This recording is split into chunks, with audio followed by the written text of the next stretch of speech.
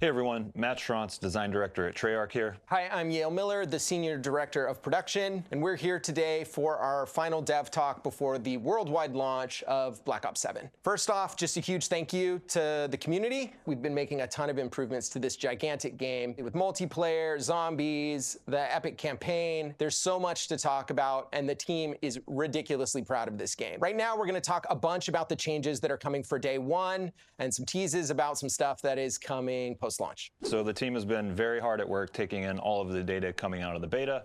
The goal is really the most balanced meta for day one in multiplayer. We've got a ton of changes. There's been a huge pass across all attachments and weapons. Attachments specifically, we're doing a big balance pass because you can kind of index more on damage range, bullet velocity, movement speeds. So we're trying to find that right balance kind of at a baseline, because you can index more and kind of stack more of those attributes compared to Black Ops 6. Additionally, SMGs have also had a big adjustment kind of coming out of the beta. Obviously, we had a small amount of weapons in the beta, but taking a look at that data and applying that across the board, we want to make sure that SMGs kind of live in their perfect window at their desired range, while also giving weapons like assault rifles and marksman rifles the kind of breathing room that they need to have. Another big change for us coming out. Okay, one thing that I thought about when it came to Black Ops 7 beta, I thought some of the SMGs were really, really weak. I don't know if you guys felt the same way, but it almost felt like say like you were slightly out of that SMG range, I'm talking about like 1 to 2 meters, it was like you were shooting marshmallows. I didn't like that at all. So maybe that's what they mean when they talk about they trying to find the fine tuning of the SMGs, but I didn't like the way that SMGs really felt during Black Ops 7 beta. The beta that we're excited about is a complete rework of our shotgun damage tuning. So before, we were kind of relying just on pellet damage, and that was capped at 4 pellets. Now we have 2 sources of damage for shotguns, both baseline damage value and then the pellets, and then we've increased the cap on that pellet damage. And what that's going to do is give the team a much more granular ability to tune those shotguns, and for the players like yourself, that will result in a more consistent shotgun damage output. So obviously that's a ton of...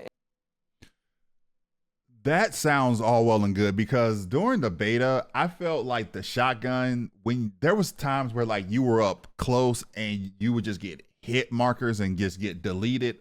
And then there's times where like somebody would just like map you at like 15, 18 meters. I'm just like, the shotguns really didn't have a consistency at all. Like, I don't know what they were doing.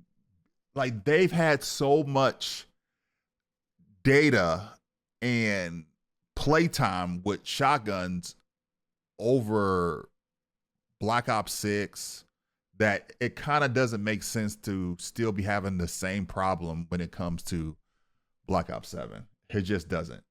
Info. How are our fans going to get all the details, though? So I would direct everyone to the full patch notes for all of the nitty-gritty details. Another fun one is we've made a huge pass on our weapon XP earn rates. Hold on. So if you're comparing to Black Ops 6, you will max level a weapon about 25% faster than you did last year. We've made a lot of changes to some of the objective placements with 25% faster than what you did last year. I don't know if that was really even, I don't even really feel like weapon upgrading and like getting like attachments. I didn't really feel like that was a huge problem in Black Ops 6. I thought you got the attachments pretty decently fast during Black Ops 6. So, I mean, it's cool, you know.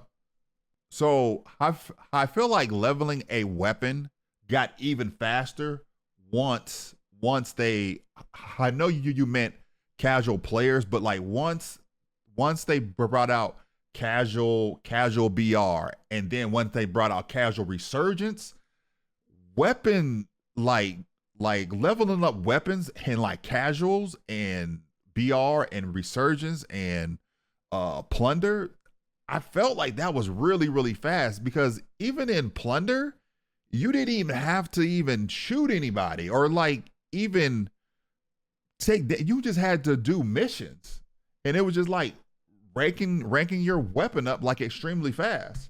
I didn't really feel like that was a huge problem.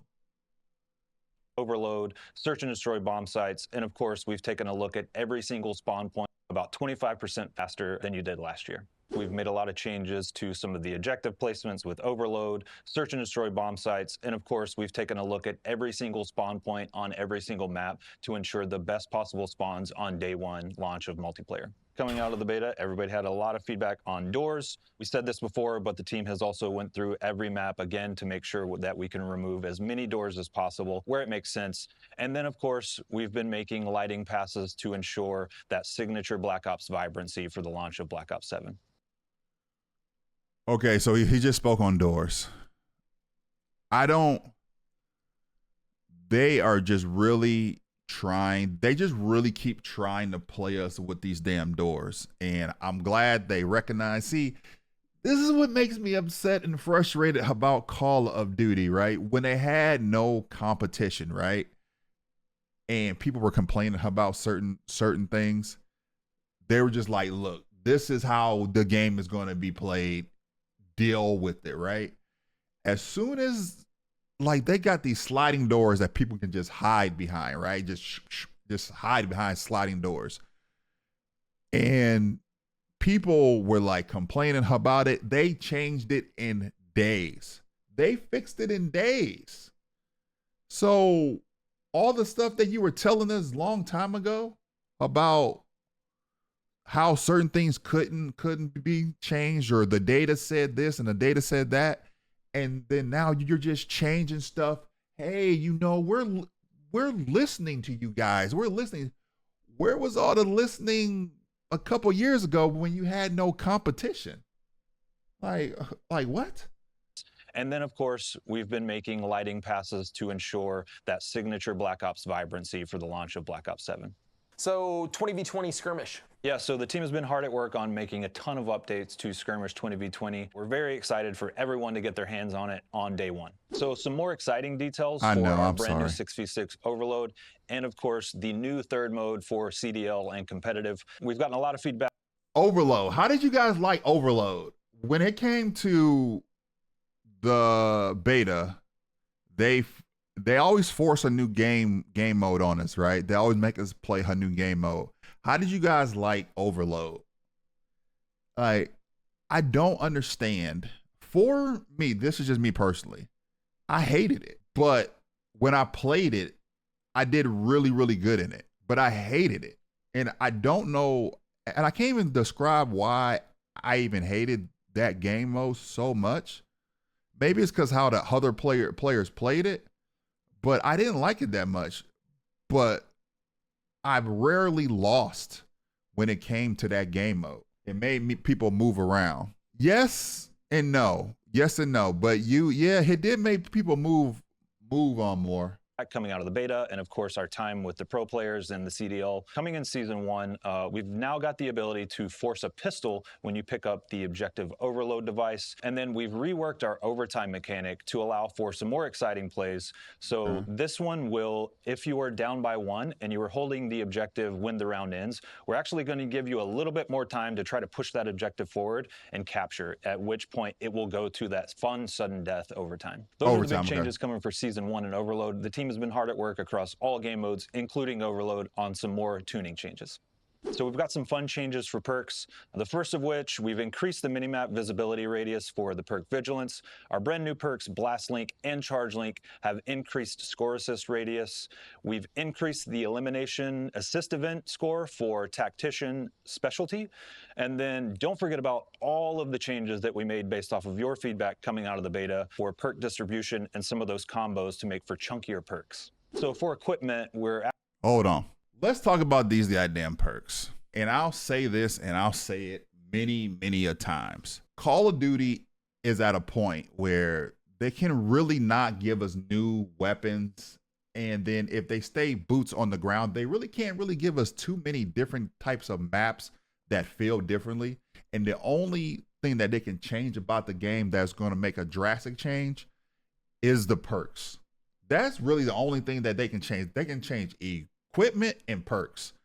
And I hate the fact that they have saturated the game with perks. I just can't stand it. If you look back at Black Ops 2, right? Black Ops 2 was a great game. I think each slot had like 4 to 5 perks, and the game was like far as straight gun play, the perks made sense and the game was perfectly fine. But now that they oversaturated the game for perks to like boost up players that aren't as good or doesn't play as much, I just don't like how many perks the game has now.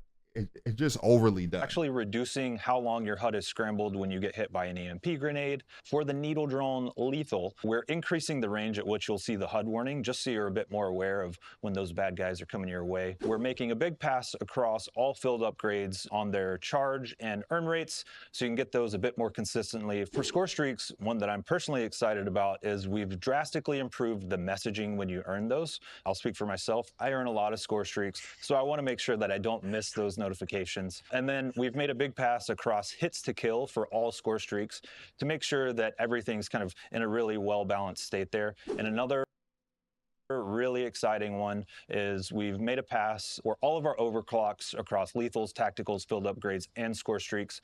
So you're going to be earning those overclocks a little bit more quickly and more consistently. Obviously, I just feel like all this equipment and field upgrades and perks just take away from what we really want from Call of Duty, and that is just good gunplay. I mean, the perks are cool. The perks are cool. I've gotten to a point where it comes to the score streaks. All I need is UAV, counter UAV, advanced UAV. That's it. That's all I even really care about.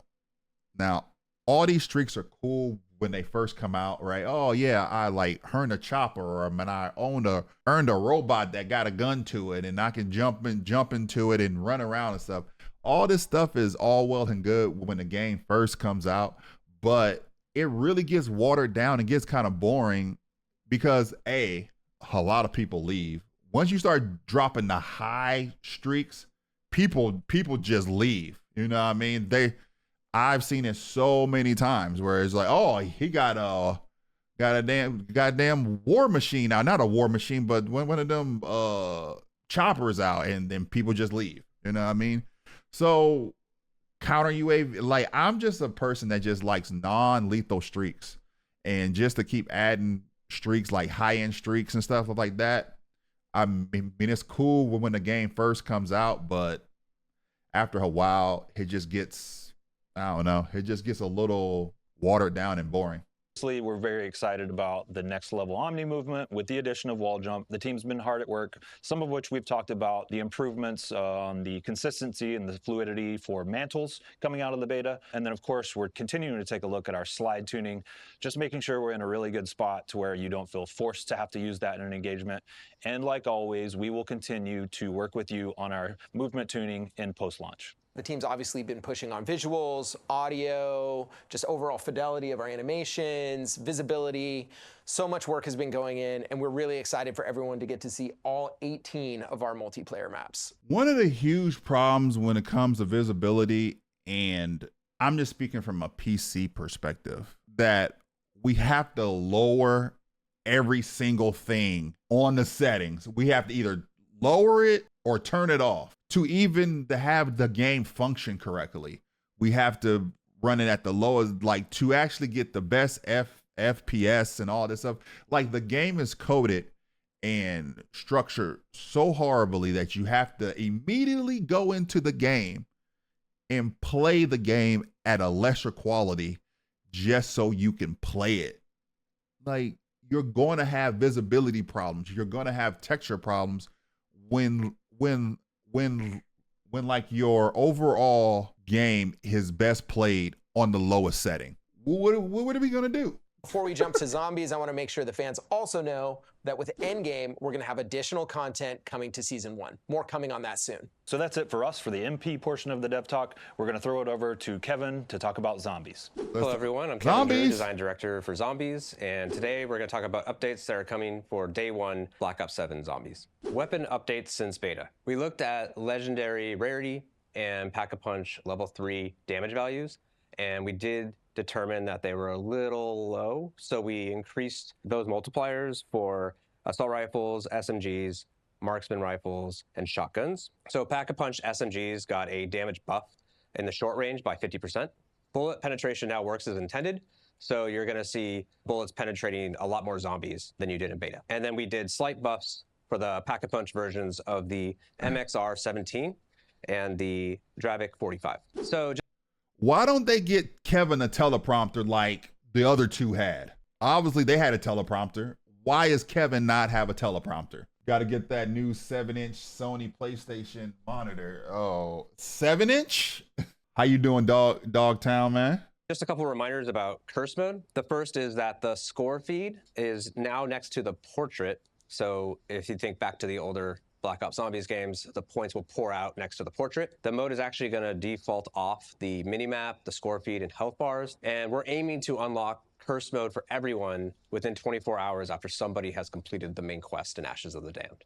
For save games, we're actually going to have one save for round-based zombies and one save for Dead Ops Arcade, so you don't have to worry about losing progress in one mode if you're making progress in the other. So one thing we actually changed and updated from the beta is related to exfil, which is the widget. We wanted to make sure it's very clear to players how the new exfil works. Somebody will interact with the exfil point, and then that will trigger a vote for everyone in the game. And the reason for this is basically you have to answer a simple question. Do you want to leave this game right now, either through success or failure, or do you want to stay and continue to play? And so anyone who opts in is going to end their game. Anyone else who doesn't can continue to play, but they can also help those people exfil. You might have noticed this in the beta, but we also made some changes to the mystery box from Black Ops 6. We removed melee weapons, we removed score streaks, and we actually added ether tools, so you can increase the rarity of the weapon you already have sometimes. It's in general, we want to make the mystery box more desirable across the entire game. Okay, so for all you zombie players, is like that a good or a bad thing for you guys, for them to take out the score streaks and the melees and stuff? I didn't see the Red Sec tournament yesterday. I didn't even know that there was a tournament going on. Man, I was so busy doing other stuff because I normally only got one day off, and then that's Tuesday, so I don't spend it at the computer or in front of the TV. So another thing that wasn't in the beta but will be live on day one is the ability to crush gobblegums for just raw essence. So any gobblegums that you don't like, you actually have the option to bring them in and crush them and just convert those into essence. And then the rarity will determine how much essence you can get. So there's additional value in every gobblegum now. So the main quest is going to be going live for everyone November 14th at 10 a.m. Pacific time. So be ready, get the layout of Ashes of the Damned, and be prepared to start the hunt November 14th Pacific time. So the team's incredibly proud of Ashes of the Damned and its main quest. This community continues to surprise us in how fast they can solve things, but what I will say is that this is a massive map and it's a massive quest, and that combined with Cursed is going to leave a lot to discover for the community. So we're excited to be launching our biggest round-based zombies map ever, a survival map, one of many to come, and of course Dead Ops Arcade 4, which is our biggest version yet, and for the first time has a casual mode for new players and shared experience as well. I need the casual mode. No matter where you're playing, you're gonna be ranking up. Including the launch content and what comes in Season 1, we're gonna have 2 full round-based zombies maps, as well as 3 survival maps. It's gonna be a lot of fun to watch everyone play on day 1.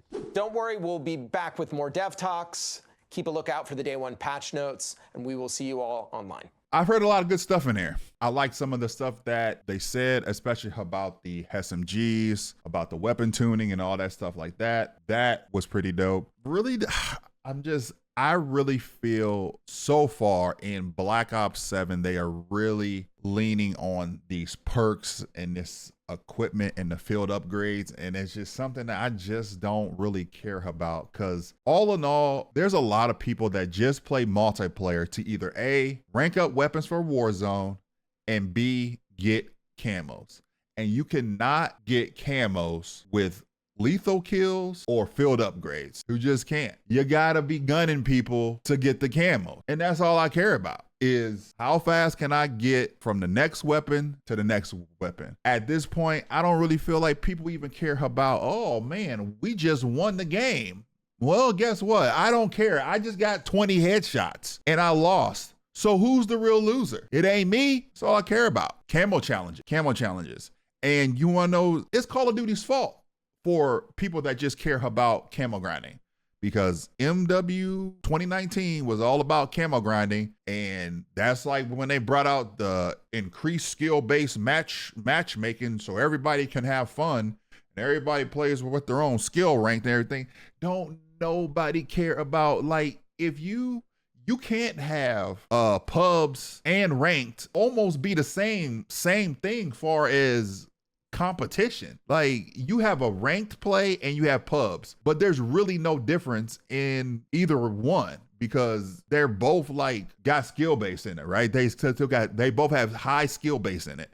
So then there's the people that really try hard, and then there's the people that just say, okay, I don't really care about this game anymore. I don't care about the wins. I don't care about the losses. I just want to get the camo done. And that's where we're at right now until you get a whole new culture of changing things to like getting back to having fun and just playing games and playing with the people that you were in that game with and stuff. But they just really they tried to make a game where everybody was having fun, but then nobody wound up having fun. So instead of people just quitting because there was nothing to really go to from a FPS standpoint, people just said, I don't care, and just started finding other ways to have fun by doing goofy stuff or camo challenges or quitting the game altogether and just going to Warzone. But I'm really hoping that Black Ops 7, I really feel like Black Ops 7 is going to be better than Black Ops 6. There's just no way that Black Ops 6 is so goddamn bad to play. Like, the maps are bad. The weapons are good, but the maps are bad. And if you start out a Call of Duty with bad maps,